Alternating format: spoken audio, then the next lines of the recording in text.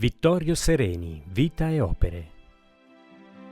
In questo video faremo un viaggio nel cuore della poesia italiana del Novecento per scoprire la vita e l'opera di un gigante discreto ma profondamente incisivo, Vittorio Sereni.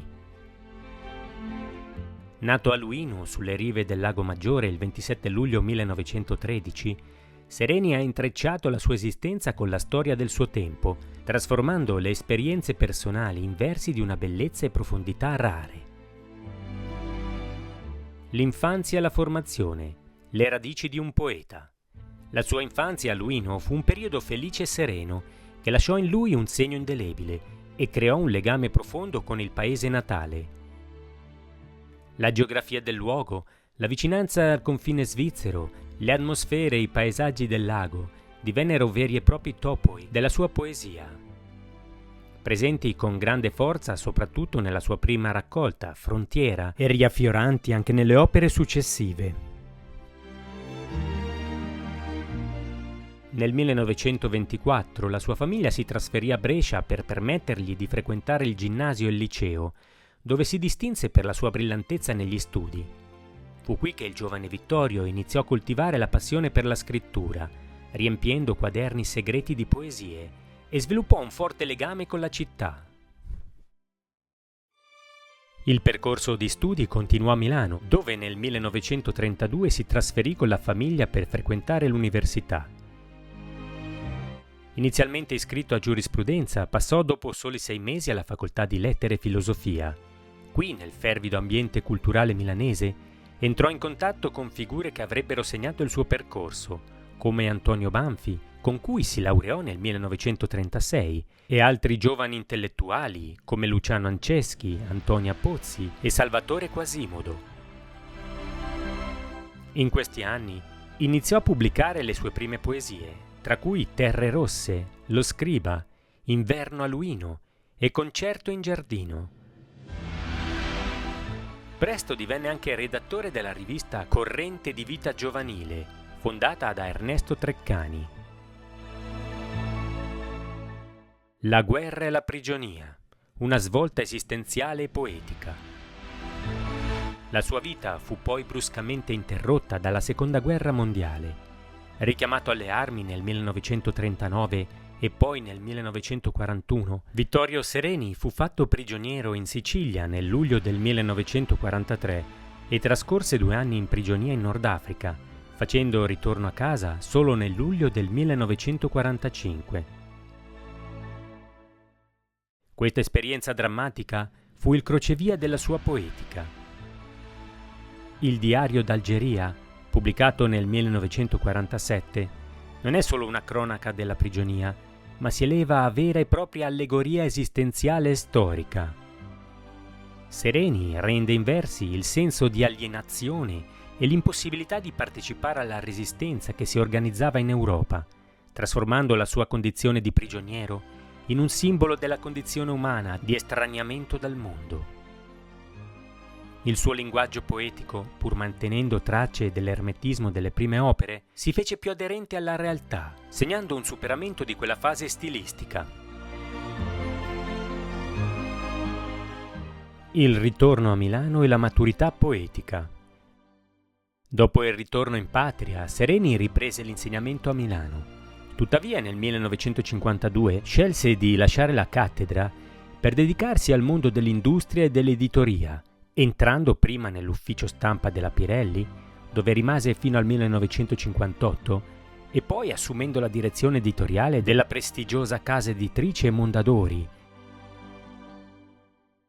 Le sue raccolte poetiche essenziali scandiscono i momenti salienti della sua vicenda umana e la sua evoluzione stilistica. Frontiera, 1941, poi ripubblicata come Poesie nel 1942. Questa prima opera risente dell'ermetismo per le tematiche introspettive, come il desiderio di innocenza, la fragilità della vita, le incertezze esistenziali e il sentimento della morte, e per l'eleganza della versificazione. Il titolo stesso, Frontiera, allude non solo al suo luogo natale, ma anche alla frontiera etica tra l'Italia fascista e un'Europa democratica e civile, un presagio della minaccia della guerra. Diario d'Algeria, 1947. Qui la prigionia è l'esperienza centrale, trasfigurata in simbolo universale di assenza dalla storia e negatività dell'esistenza.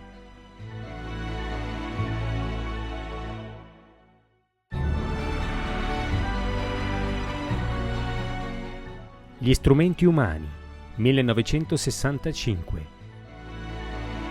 Questa raccolta segna un ulteriore e significativo distacco dall'ermetismo, con una voce più personale e meno scura.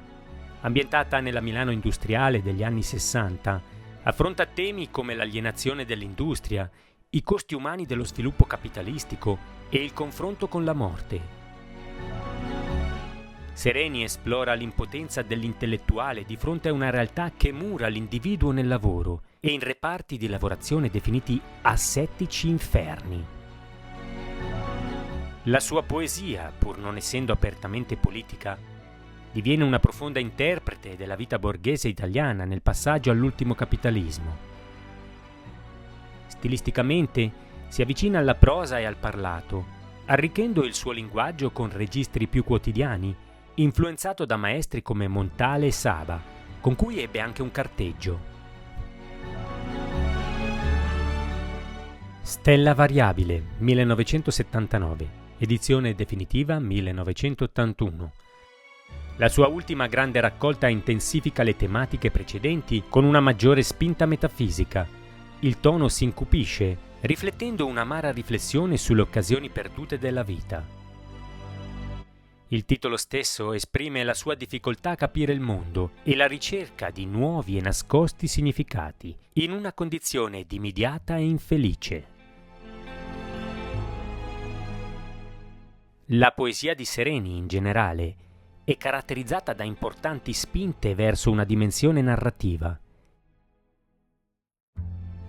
Critica, traduzione e riconoscimenti. La sua opera gli valse numerosi riconoscimenti, tra cui il Premio Internazionale Libera Stampa del 1956, il Premio Feltrinelli per la poesia nel 1972 e il Premio Viareggio per la poesia nel 1982 per Stella variabile. Vittorio Sereni morì improvvisamente a Milano il 10 febbraio 1983 a causa di un aneurisma e fu sepolto a Luino, la sua amata città natale. La sua poesia, definita la più alta del secondo Novecento, si affaccia impassibile di fronte al nulla, interrogandosi sul colore del vuoto. La sua memoria è custodita tra l'altro nell'archivio Vittorio Sereni, inaugurato nel 1999 a Luino, che raccoglie i documenti della sua produzione letteraria e il suo vasto carteggio. Un vero e proprio monumento alla parola e al pensiero.